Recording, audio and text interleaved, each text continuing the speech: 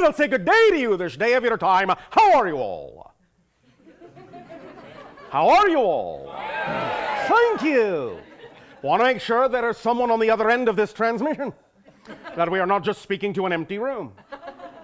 Thank you, each and every one of you. First of all, for the co-creation of this interaction.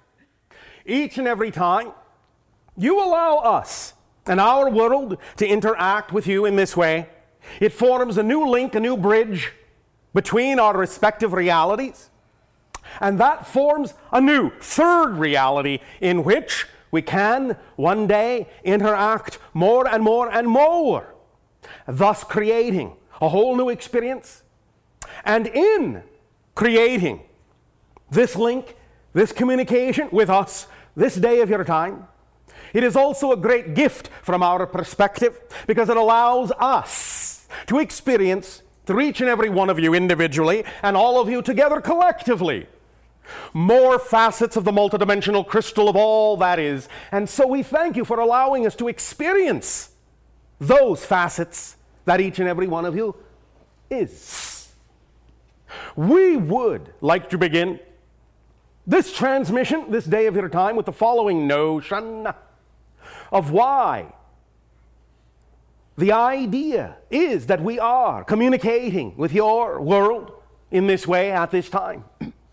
Please understand that our communication to you is by virtue of an invitation that we have received from the collective consciousness of your planet.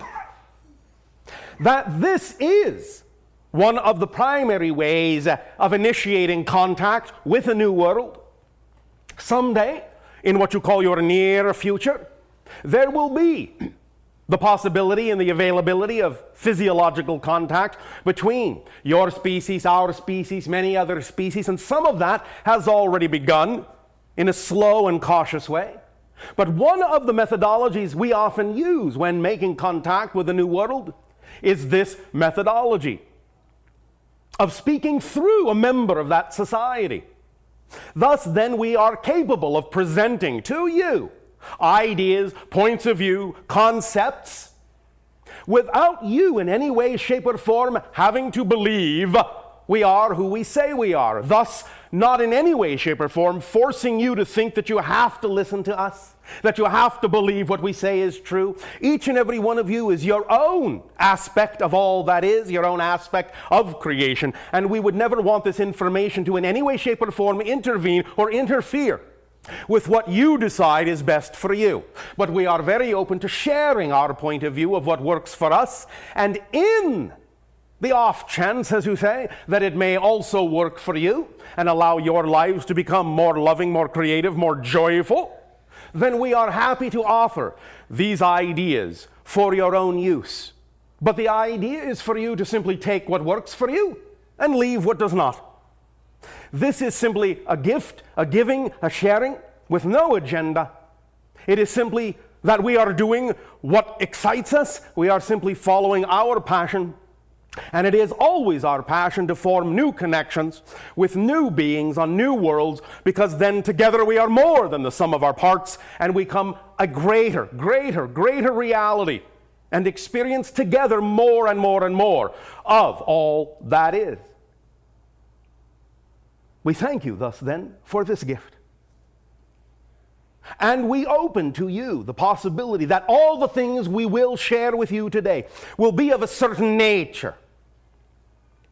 As we have had these discussions with many of the humans on your planet for 23 of your orbits, we have thus recognized that one of the things that seems most advantageous to you is to be given a perspective of certain metaphysical and spiritual concepts in such a manner as to ground those concepts for you in what you may call pragmatic and practical methodologies that will give you an actual kit of tools to apply in your life in any given situation, to let you know always, first and foremost, that the power is always within you to make the changes that you wish to make in your life, that you do not necessarily need us or anyone else to do that. but that we understand that sometimes a different perspective can jog you loose from an old way of thinking, give you a new insight, a new road to walk down, a new thing to try.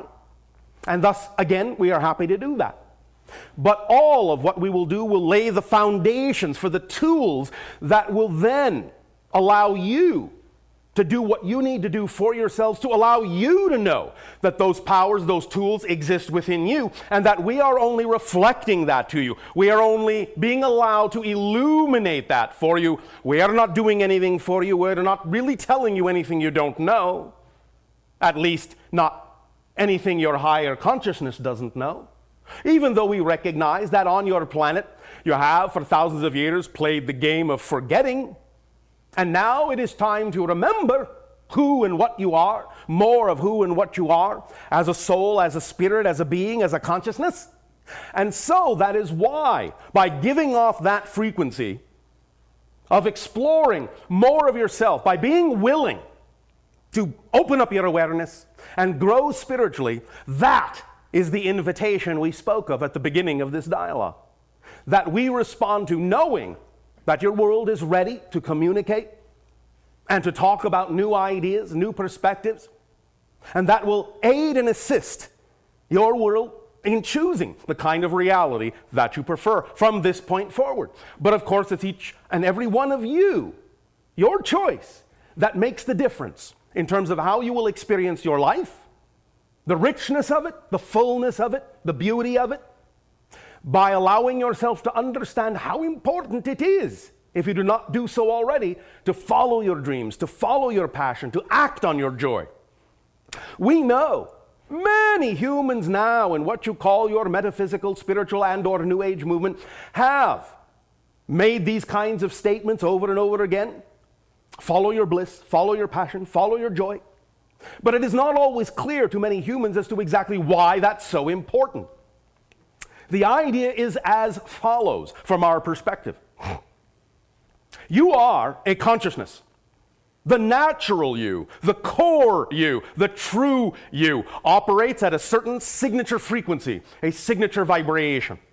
That which is most representative of your natural, true, originally created self has a certain pitch, a certain frequency, a certain tone.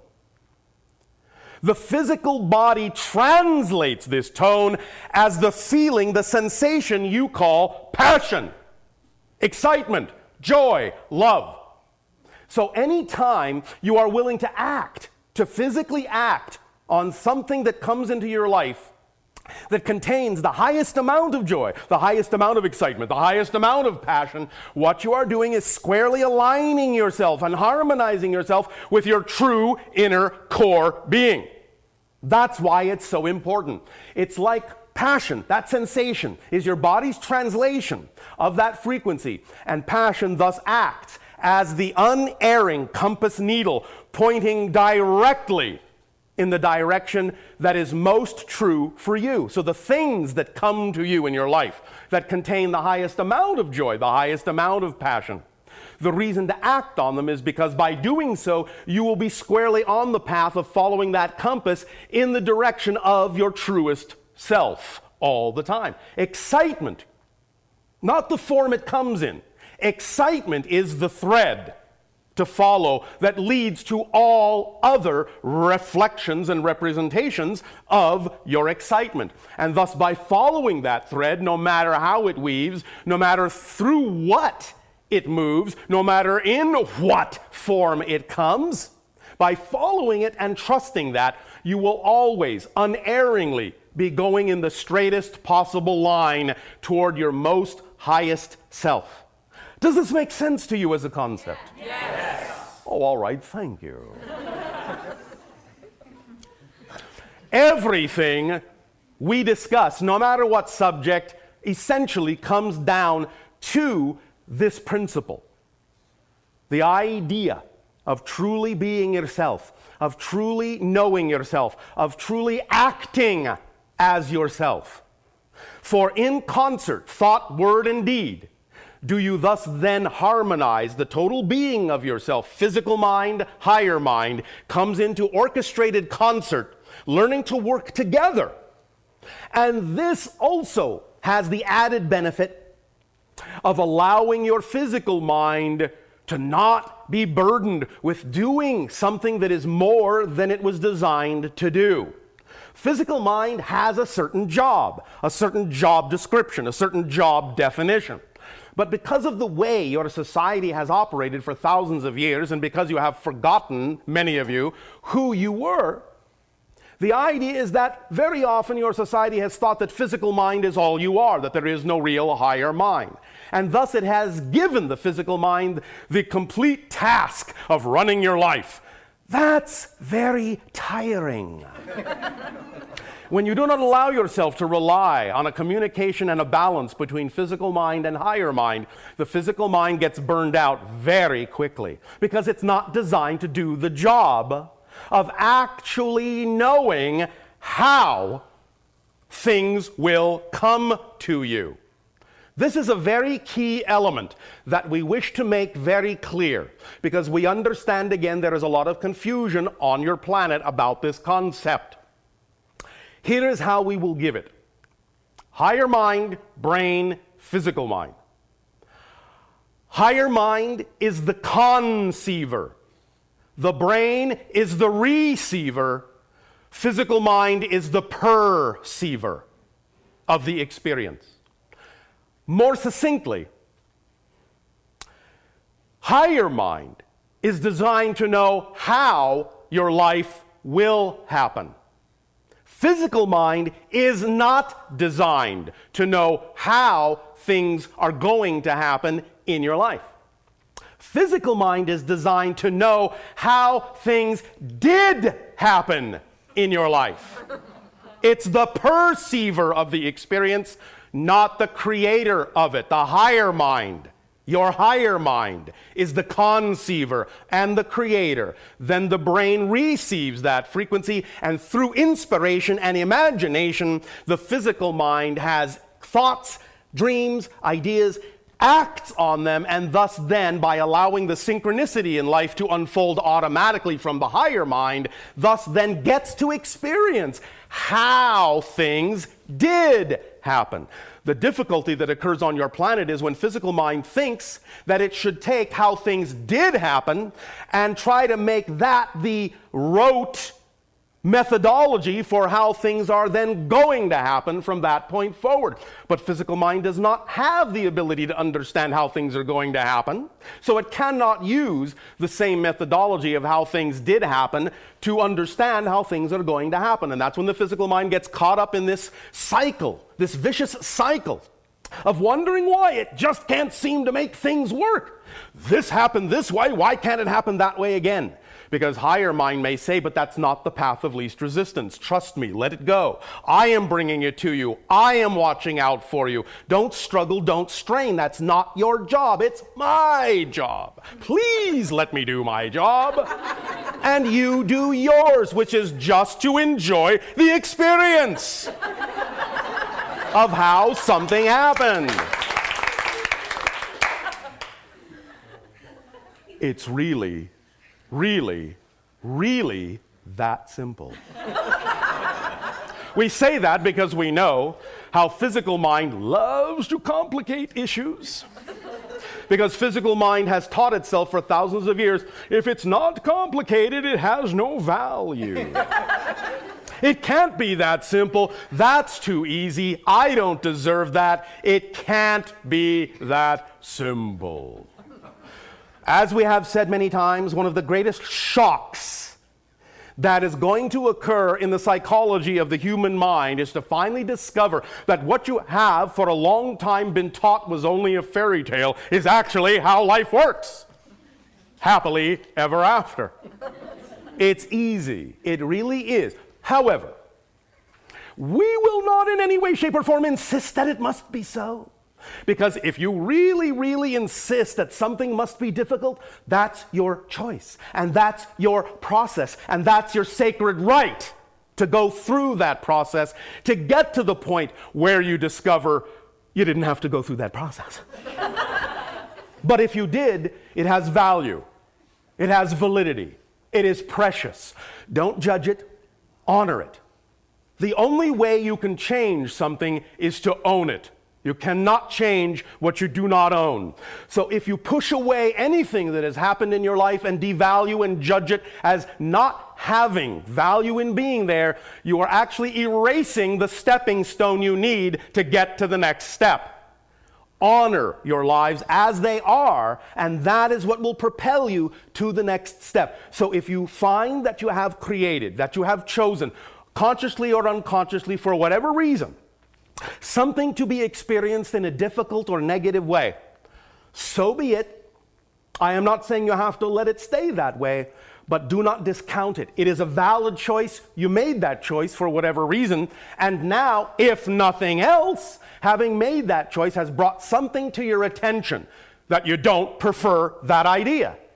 And many times we understand, because of the nature of the way you have structured your society, we understand that it's equally a valid methodology to discover what you do want by spending a lot of time finding out what you don't want.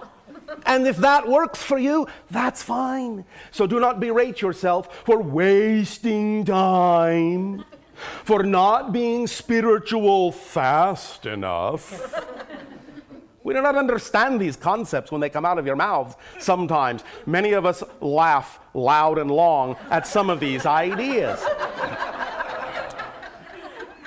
Not because we are judging you as less, just because it makes no sense to us. Now, but we understand the nature of Earth, and we understand the nature of the incarnations that you have chosen to have on Earth. And it is very, very valid. Very valid. In fact, it is a gift, not only to you, but to us and all beings in creation. Because you could, let's say, by analogy, euphemistically, colloquially, call Earth a difficult school. The idea, however, is that if you chose to go to that school, it means you're very brave, you're very strong. You know you can get through it, and you know that what you take out at the other end will make you a more powerful, more richer soul. We thank you for choosing to go through that experience, because the rest of the universe, many other levels of dimensionality and consciousness, learn from you. The great amount of darkness and negativity that you have generated on the planet is profound. I know you know that. But if you can still, in all that darkness, find the light, how powerful does that make you? And what a lesson for other beings on other worlds who don't have it that difficult. Because then whatever issues, whatever challenges, whatever problems they have, they can look at Earth and go, well, they can do it. We can do it.